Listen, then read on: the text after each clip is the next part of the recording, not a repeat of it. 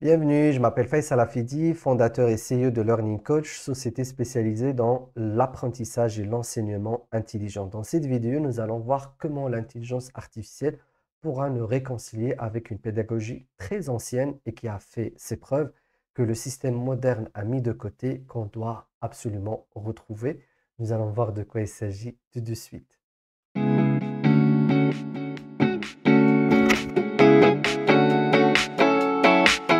Alors, nous sommes parmi ceux qui pensent que l'intelligence artificielle va certainement révolutionner l'éducation et changer le paradigme par rapport à la transmission du savoir et de l'apprentissage. Elle va certainement assister les enseignants sur pas mal de fonctions qu'on pensait que uniquement les enseignants pouvaient faire, mais en contrepartie, ça va nous réconcilier avec une pédagogie très intéressante qui permet en fait de développer l'autonomie des apprenants, donc des élèves et des étudiants, et qui va certainement rendre l'apprentissage plus intéressant et qui va permettre aux apprenants de retrouver leur motivation pour apprendre, chose qui pose beaucoup de problèmes aujourd'hui dans les établissements scolaires et dans les systèmes éducatifs. La pédagogie dont je vais parler, je ne sais pas si on peut vraiment parler de pédagogie, mais aujourd'hui on lui a donné un titre, c'est la pédagogie inversée.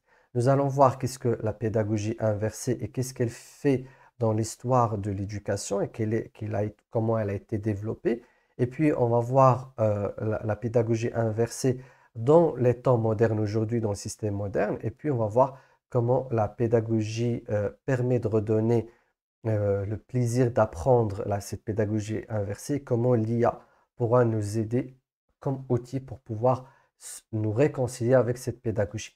Alors commençons par un peu d'histoire. Il faut savoir que l'enseignement, avant, il a été dans le monde occidental organisé par les philosophes et puis par les institutions religieuses et même dans l'oriental aussi, même si en Orient, la séparation entre les autorités religieuses qui sont la seule source de transmission et d'autres institutions indépendantes, mais qui restent quand même liées aux institutions religieuses, mais qui sont beaucoup plus indépendantes pour la transmission du savoir, n'avaient rarement, voire jamais, une autorité centrale qui décidait pour la population quoi apprendre et à quel moment. Cette idée qu'un État va s'accaparer tout le pouvoir de l'enseignement et de la transmission est décidée sur toutes les générations au niveau de tous les citoyens de qu'est-ce qu'ils doivent apprendre jusqu'à décider à quelle heure de la journée ils doivent l'apprendre, c'est le summum de la centralisation de l'éducation qui est arrivé avec Jules Ferry, qui disait qu'à 10 heures du matin, il savait exactement les CM2 sur quelle dictée ils étaient ou n'importe quelle classe, quelle dictée ils étaient en train de faire. Sachez que c'est quelque chose qui est très très moderne, donc qui a eu sa naissance au XXe siècle, surtout après la Première Guerre mondiale, donc à l'ère de l'industrialisation. On voudrait être sûr des connaissances et des savoirs que les personnes qui allaient sur le marché du travail allaient avoir. Mais avant cela, il n'y avait pas cette structure et cette organisation. C'est-à-dire que nous avions des institutions communautaires souvent qui donc géraient leur propre éducation. Ceci dit, il y avait tout de même dans chaque société, dans chaque ville, surtout dans les grandes villes et dans les grandes nations, on va dire, il y avait des livres de référence. Donc ces livres de référence servaient comme support d'éducation. Mais comment ça se passait? En fait, c'est très simple. C'est-à-dire que l'enseignement se partageait en deux étapes. La première, donc, on transmet les compétences, donc les compétences d'apprentissage, c'est-à-dire les compétences de base. Et ça, c'était indépendamment de donc de tout manuel. On apprenait donc aux élèves tout simplement à lire, donc la lecture, et puis l'écriture. Ce sont les deux compétences fondamentales. Donc, il faut juste déchiffrer, lire, et ensuite, il faut être capable donc d'écrire. Et donc, une fois on avait ces deux compétences transmises, on pouvait dire que l'enseignement, c'est terminé. Et oui, parce que l'idée de l'enseignement était juste de rendre un citoyen capable de lire et capable d'écrire et donc de faire des calculs. Et puis, souvent, ça arrivait jusqu'à l'âge de 10, 11, 12 ans. Et puis, une bonne partie de la population donc, partait travailler donc, dans les champs, dans les commerces. Donc, la majorité des gens allaient dans ce sens. Et puis, il y avait une partie de la population qui était soit de famille d'érudits, soit quand les maîtres constatent que ces personnes, ces élèves-là avaient des capacités cognitives importantes, ils avaient une aisance dans la lecture, dans l'écriture, eh bien, on passait à leur enseignement supérieur. Donc déjà à un très jeune âge, on commençait donc à les instruire à un niveau supérieur. Alors, comment se passait l'instruction? Pareil, il n'y avait pas un manuel pour les 13 ans, un manuel pour les 14 ans, un manuel d'histoire, un manuel de géo, un manuel de maths et des leçons bien précises. Non, il n'y avait pas ça. Il y avait en fait tout simplement une série de livres, donc des livres de référence que les enseignants choisissaient, donc des livres de maths, des livres donc de physique, alors selon la communauté, selon le pays, selon la culture. Donc dans le monde arabo-musulman, il y avait des références, dans le monde occidental, il y avait en Europe, il y avait des références, en Orient, il y avait d'autres, enfin dans l'Extrême-Orient, il y avait d'autres références. Et puis, il n'y avait pas forcément un accord, mais ce qui était sûr, c'est qu'on donnait ces manuels, ces livres-là, donc on en donnait une série, alors un ou deux, trois. Ce que je sais, c'est que ce système qui est toujours d'actualité dans certains pays africains et en Mauritanie notamment, on donne donc, par exemple en Mauritanie, on donne 6 livres de référence qui sont faciles à lire, qui donc décrivent les règles de base, enfin les règles de base et avancées de langue, un livre d'histoire, un livre de géographie, un livre de théologie de base, donc un livre de pratique religieuse également de base. Donc c'était à l'enseignant donc, qui gérait cette école et souvent c'est des écoles communautaires, c'est-à-dire c'est la communauté, le quartier, la ville, le village qui décidait donc de la construction de cette école et des maîtres à intégrer. Quand il s'agissait donc de grandes villes, bah, les institutions étaient grandes. Il y avait l'État qui pouvait participer financièrement ou influencer, mais c'était souvent géré par la ville elle-même, donc par la communauté qui vivait dans cette ville-là.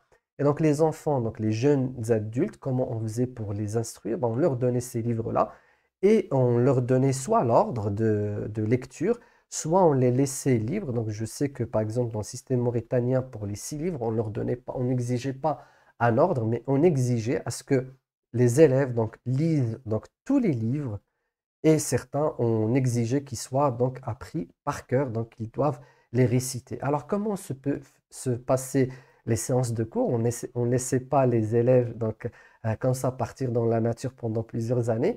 Il y a des cours qui se font tous les jours. Donc, ces cours-là, en quoi consistent? En fait, le cours, c'est le prof, enfin l'enseignant qui est là, qui ouvre donc le livre et qui va lire un de ces livres-là et qui va donc commencer à l'expliquer donc avec la participation de ses élèves. Alors, ça rappelle le système anglo-saxon, le système universitaire anglo-saxon. Eh bien, c'est exactement ça, c'est-à-dire que on exigeait, on n'enseignait rien, donc les élèves venaient en classe avec le livre déjà lu, voire mémorisé par cœur. Et du coup, donc, l'enseignant va juste lire quelques pages, faire des commentaires, donc expliquer, poser des questions à ses élèves pour échanger, mais à la base d'une lecture déjà faite, voire un apprentissage déjà fait. Alors là, on a des variations. Il y a des institutions donc, qui exigent un ordre, donc il y a un programme de lecture. Et donc, en fait, on appelait ça vraiment lecture. Donc, comme lecture, en tout cas dans le monde arabo-musulman, on appelait ça lecture. Donc, l'enseignant lisait le livre et donc les élèves venaient assister au cours des livres qu'ils ont déjà lus. Donc, on a une série, donc quand c'est de grandes écoles, donc on a une série d'ateliers ou de conférences. Et donc, les profs déclaraient le livre à lire pendant l'année ou pendant une période. Et donc, nous, on va assister, enfin, l'élève va assister aux séances euh, pour lesquels il a déjà fait de lecture, sinon il est complètement largué, dépassé, parce qu'on ne fait que du commentaire et de l'explication. Et souvent, il y a un quiz qui se fait au lancement de la leçon. C'est-à-dire, on commence par un quiz, et c'est pour ça que c'est une pédagogie inversée. Donc, on commence par un quiz, on commence à questionner les élèves, à connaître la profondeur de leurs connaissances, leurs capacités, enfin, leurs connaissances actuelles, leurs capacités d'interprétation. S'ils ont bien appris, eh bien, quand l'enseignant s'assure que c'est bien rentré, que c'est bien appris, eh bien, il pouvait commencer son cours et développer donc et rapporter du nouveau, connecter ses connaissances avec d'autres connaissances, apporter d'autres lectures, notamment de d'autres livres, voire même euh, continuer à échanger avec les élèves sur des questions bien précises, mais encore une fois, en se basant sur l'autonomie. Donc, c'est un système qui se base principalement donc, sur l'autonomie. Et c'est vrai, et ça posera problème pour les systèmes modernes, parce que dans ces systèmes-là, soit on veut et on le fait, soit on ne veut pas et on quitte. Et donc, c'est un système hautement autonome. Et en fait, si aujourd'hui le système scolaire moderne a abandonné ce système parce que justement, eh bien, on se base sur l'envie des élèves à apprendre parce que en leur donnant les livres, s'ils n'ont pas lu, s'ils n'ont pas appris, eh bien, ils ne peuvent pas assister à ces cours-là. Et donc, cette autonomie implique qu'il y a un degré quand même de motivation parce que sinon, on ne peut pas donc travailler à faire des choses qu'on n'exige pas. Il n'y a souvent pas d'exigence donc dans les lectures, dans le rythme, il n'y a pas d'exigence. Donc c'est aux élèves de choisir leur propre rythme et donc c'est au groupe d'élèves et souvent, alors ce qui se passe dans ce genre de système, c'est que les élèves se regroupent en petits groupes et choisissent d'apprendre ensemble ou de lire ensemble, donc d'avoir un rythme ensemble et comme ça quand ils viennent voir l'enseignant, eh bien il peut les accompagner tout seul en tant que groupe. Donc il y a une vraie flexibilité dans le système et dans l'approche d'apprentissage. Et on appelle ça la pédagogie inversée, tout simplement parce que contrairement donc, au système moderne, donc le système moderne, en fait, la pédagogie conventionnelle qu'on connaît aujourd'hui, c'est qu'on va d'abord donc assister à 100% l'élève donc dans la pédagogie moderne. Ce qu'on va faire, c'est qu'on va assister donc le prof, l'élève, il vient avec donc il est vide, avec donc zéro connaissance de ce qu'il doit apprendre.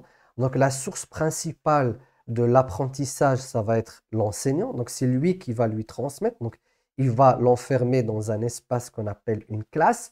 Et donc, il va tout faire pour lui donner, à un moment donné de la journée, à un jour précis, une connaissance, sans prendre en considération, bien évidemment, si cet élève-là a envie ou pas, ou si il est donc mentalement prédisposé ou pas. Donc, on va lui mâcher la leçon. Et du coup, alors c'est là où le ministère va faire pour faciliter donc cette leçon-là et réduire son contenu au minimum et de la rendre au minimum accessible parce que les élèves de plus en plus se retrouvent pas du tout disposés à apprendre.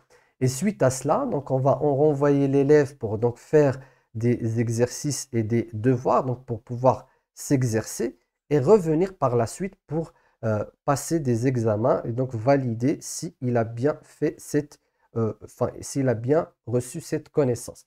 Alors, dans la pédagogie inversée, on fait complètement l'inverse. C'est-à-dire que l'élève, on lui donne, donc là, c'est comme ce que j'ai expliqué, on lui donne toute la connaissance à acquérir, donc sur des supports qui sont faciles. Il faut savoir que souvent, les manuels utilisés avant, avant le 19e siècle, et donc, par ces institutions étaient souvent des manuels faciles. Par exemple, dans le monde arabo-musulman, on utilise des manuels qui expliquent les leçons à travers la poésie. Donc, il y a cette pratique, il y a des auteurs qui ont rédigé de longs poèmes sur les règles de l'arabe, sur les règles de théologie, sur l'histoire. Et donc, en apprenant ces poèmes avec une certaine musicalité, un certain rythme, donc c'est des chants, une fois on les apprend, eh bien, on a en tout cas mémoriser la leçon de base et puis il restera que les explications que va apporter donc l'enseignant. Donc il y avait quand même un choix didactique du support. Donc ici, on va laisser l'élève à son rythme quand il sera donc prédisposé à apprendre et il va donc et on lui laisse le temps nécessaire pour apprendre. Donc il n'y a pas d'exigence sur le temps ni sur le moment ou la période. Donc il va apprendre. Et une fois il est prêt, on va donc passer en classe pour commencer par un quiz, pour voir s'il a tout appris. Et donc, quand il a tout appris, on va passer à la partie donc exercice. On va l'exercer, faire les devoirs avec lui. Donc, c'est un peu ce qui se passe dans le système anglo-saxon au niveau de l'université, mais pas au niveau donc des lycées et du collège. Donc, dans le collège, on a ce système traditionnel. Alors, la pédagogie inversée, c'est ça, c'est-à-dire qu'on inverse les rôles.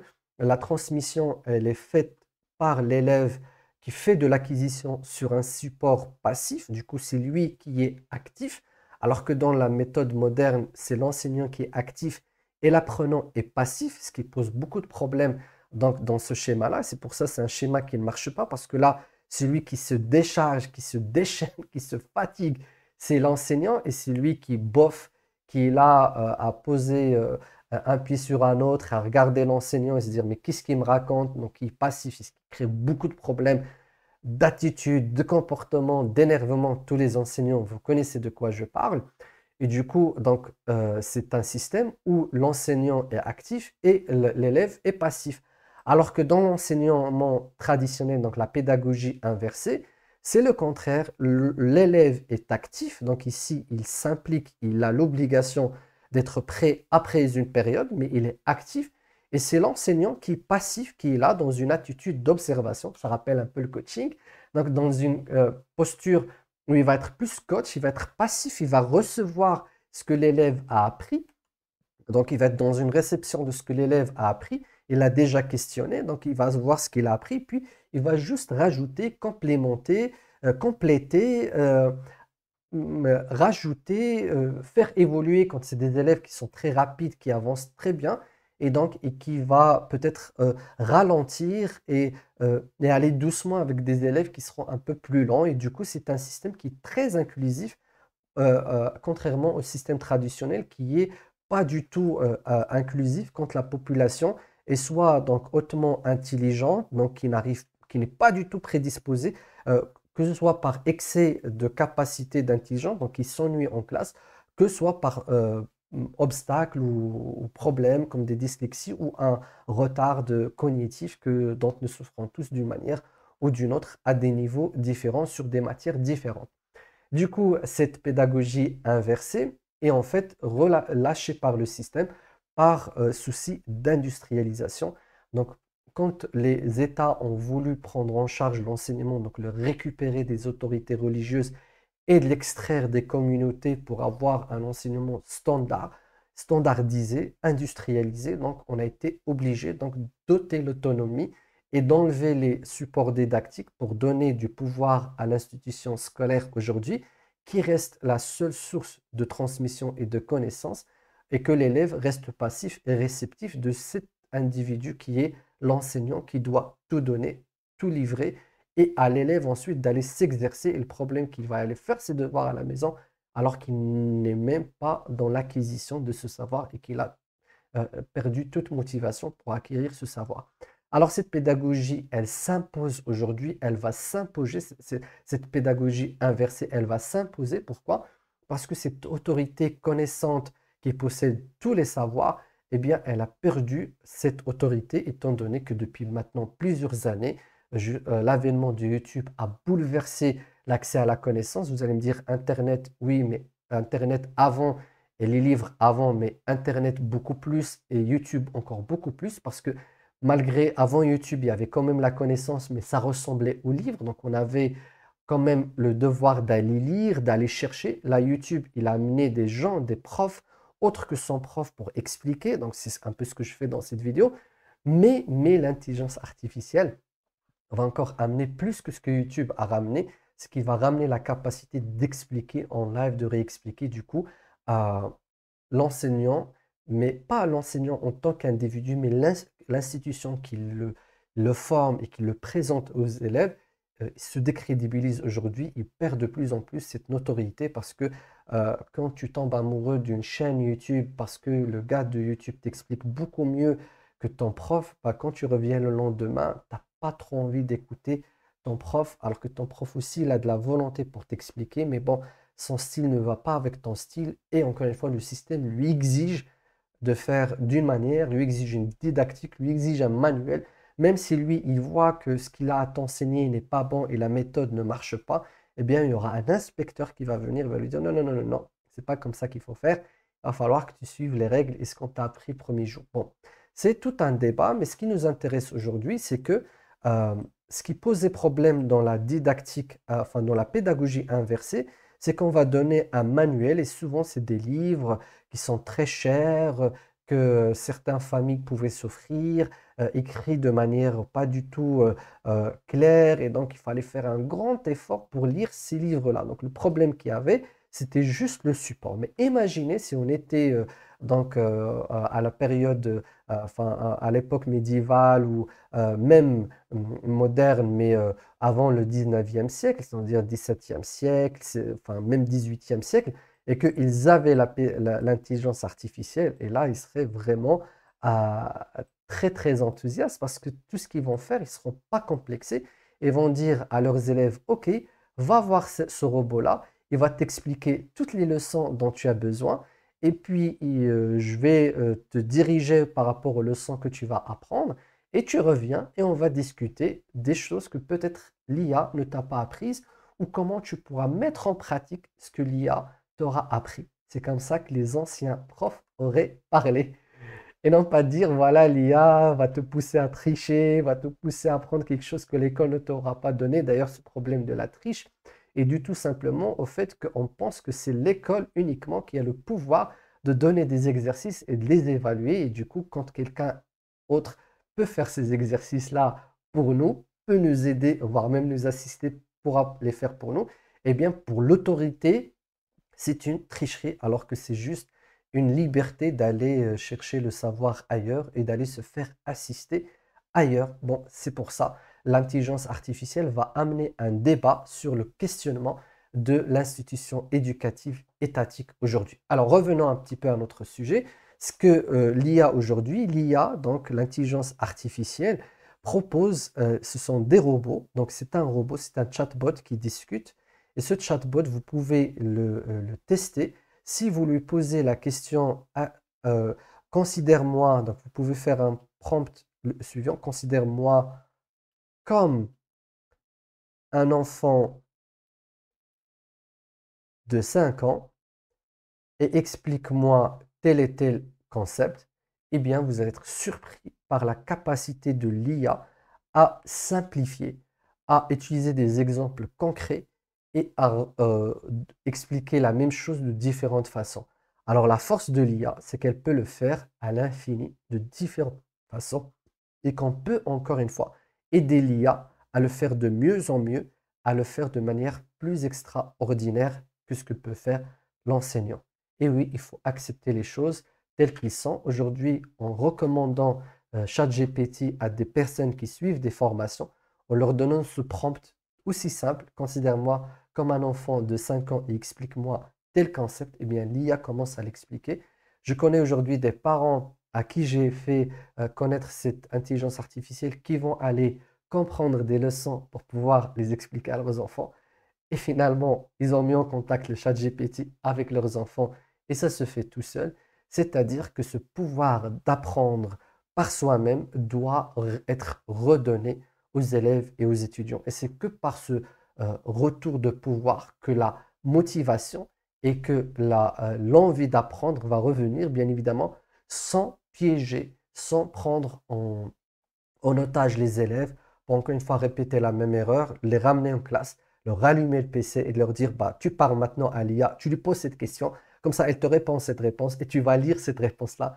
Non, non, en fait, on doit revoir complètement nos programmes, notre manière d'enseigner, de sorte à ce que nous puissions laisser les élèves apprendre tout seuls et donc pouvoir s'alimenter tout seul des ressources qui existent. Donc, il y a l'IA, il y a bien évidemment aussi YouTube, il y a les moteurs de recherche aujourd'hui. Donc, l'idée, c'est de les laisser, mais l'IA va les aider à mieux se retrouver dans ce monde-là, leur recommander, les guider, les enseigner. Et aujourd'hui, avec l'IA, on peut créer des chatbots vraiment dédiés à des domaines précis. On peut avoir un chatbot pour la médecine, pour une telle université, pour une telle école, pour un tel état et pour des telle matière. Donc, on pourra utiliser aujourd'hui l'IA et la programmer pour enseigner d'une façon ou d'une autre, mais tout en restant très flexible. Mais en tout cas, sur le contenu à enseigner sur un programme, encore une fois, attention à ne pas retomber dans la même erreur d'une pédagogie qui est trop directive, qui est trop assistée, mais en laissant les élèves s'y prendre tout seuls. Et bien évidemment, en laissant les élèves faire cela sur une période assez longue, donc avoir cette autonomie sur une période assez longue, donc pour pouvoir qu'ils puissent s'acclimater à leur rythme donc biologique, ce qui est très important quand on veut apprendre, parce que le cerveau n'est pas un muscle qu'on peut utiliser à volonté, c'est un muscle qui est semi-volontaire, donc on peut l'utiliser, mais s'il est fatigué, s'il a d'autres priorités comme la digestion, ou s'il n'est pas prédisposé parce que il y a pas assez d'énergie ou autre, eh bien, il ne fonctionne pas. Donc, il faut laisser assez d'espace-temps et même espace physique pour que les élèves apprennent seuls.